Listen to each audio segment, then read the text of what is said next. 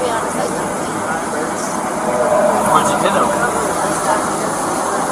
Slapped him first? It's on his face? How many times did you slap? Bravo, Romeo, India, Alpha, November.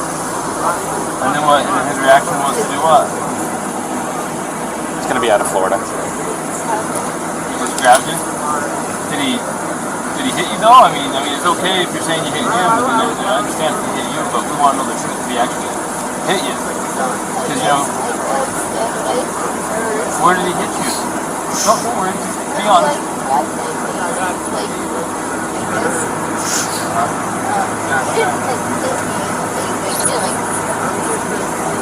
Did he slap your face or what?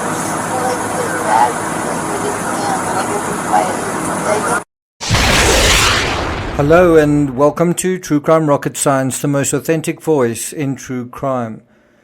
At exactly 16:36 and 16 seconds, or 21 minutes to 5, a citizen called 911 to report Brian Laundrie hitting Gabby. Not only did this passerby see Brian slap her, but he also said that he saw Brian hit her. And from her injury, we can see that she clearly was hit in the face. According to the body cam, Officer Pratt was already in pursuit by 16:44 and was talking to Gabby outside his cruiser at 16:47. You can see that in the body cam. You can see that timestamp. So clearly the time of the selfie couldn't have been 16:47. So that's kind of a mystery. What time exactly was that selfie taken? That said, it was clearly taken the same day, probably moments before the 911 call, because you can just make out the brown shoulder strap of the top Gabby was seen wearing during the Moab stop, as well as her earrings. They're a match in the selfie. You can clearly see swelling on the side of her left eyebrow. During the series of deep dives I did on the Moab stop, I'll put a link to that playlist in the description. I often wondered, what was Gabby thinking when the van was stopped in those moments before Officer Pratt approached them? Also, what was Gabby and what were both of them thinking? What had just happened? Well, now we know. Now we have an even clearer idea of what had just happened.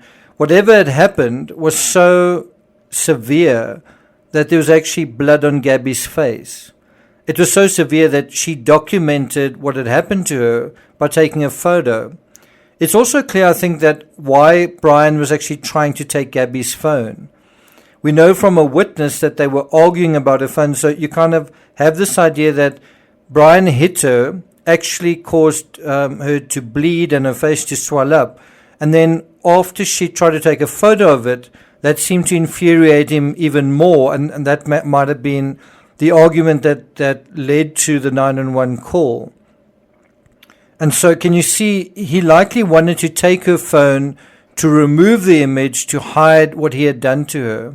And that's not just idle speculation. That is something that was reported, that the witness said Brian Laundrie was fighting aggressively over her cell phone. And he would then later make up kind of a story during the Moab stop to say he didn't have a cell phone. When there's actually, and that's another thing the cops failed to pick up on, is that story, and then the next thing, he does have a cell phone. So this newly released image does raise a few questions. Since Gabby's phone was never found, how did they get hold of the image? Did Gabby send it to Rose? Or did they actually find Gabby's phone? Or was it automatically uploaded to the cloud? My heart, I've got to say, you look at that image and you really feel Gabby's pain all over again. You really feel how tragic this was and how unnecessary it was. You see the suffering really in her eyes, on her face. You see what she was going through. And it makes sense now why she was constantly crying during the Moab stop. The officer thought she was simply hysterical and emotional, but Gabby had every reason to cry based on what had just happened, and this ought to have been a red flag to the officers. I mean, she was either crying for no good reason, and the person who called 911 also did so for no good reason, and there was someone else who also, I think there were two 911 callers, also called for no good reason, or she was crying for a really good reason, and the 911 caller called for a good reason, and the officers were supposed to respond for a good reason. Now, while it's natural, I think, to feel animus towards two-faced Brian, who laughs and jokes with the cops and he pulls off a great con job, and while I think it's normal to be angry at law enforcement for fussing over Brian's apparent wounds, they seem to pay far more attention to his injuries without noticing Gabby's. And by the way, you can actually see that Gabby does have like a welt on her left cheek, and there's a mark on her arm. You can see that on the body cam. It's not like you can't. You can see that Gabby's distressed. I can't help wishing Gabby had simply told law enforcement what had happened. And in the clip that I played at the beginning, you do hear her trying to explain that, right? In a sense, she did explain what happened. But she said, no, he didn't hit her, he grabbed her face. And I don't know, to me that is a lot worse. It's a lot worse grabbing someone by the throat and, in that sort of very, it's a very serious and intentioned action. And somehow the law enforcement interpreted that as less serious when it wasn't. The other thing is she demonstrated what Brian had done, grabbed her by the throat, and the fact that they would look at that and not see that as extremely serious. But I think it was the fact that she denied Brian hit her and kind of minimized that, said, well, I hit him first. She volunteered that she had hit him first, and Brian was also adamant that she'd hit him. So the officers were dealt with a situation where asshole Brian said Gabby had hit him, and then Gabby also acknowledged she'd hit Brian while minimizing what he did to her. And I think they felt they had sufficient confirmation then for the situation. In other words, that what they were told, they accepted at face value, and that Gabby's injuries were incidental, whereas Brian's weren't.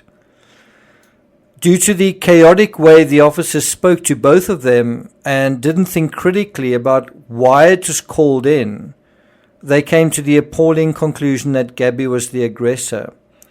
In any event, it's hard, right? It's hard looking at this image. It's hard not to find fault with law enforcement's response. If they'd gotten it right, if they just looked at Gabby, how emotional Gabby was, and Brian's levity, and saw something wrong in that, right? Who knows, it could have saved Gabby's life. Who knows, ultimately saved Brian's life as well. As it stands, because Brian got away with the Moab stop, and he got away with it spectacularly. They treated him almost like a hero. It was a spectacular con job. That must have done wonders for his confidence. And then when it came down to it at the Spread Creek camp, under the shadows of the Grand Tetons, when they were arguing again, he believed that he could get away with so much more. And he must have believed that his parents would support him no matter what. Well, look where we are today. Look how things have turned out so different to what they were right in the beginning. There's been news that his mother offered to give him a shovel to help bury Gabby. There was the CCTV footage on the day that Gabby died, seeing the two of them walking around, Brian not really interacting much with her. And now this. Is there going to be anything else besides this? Time will tell. Thank you for listening, and I'll see you guys next time.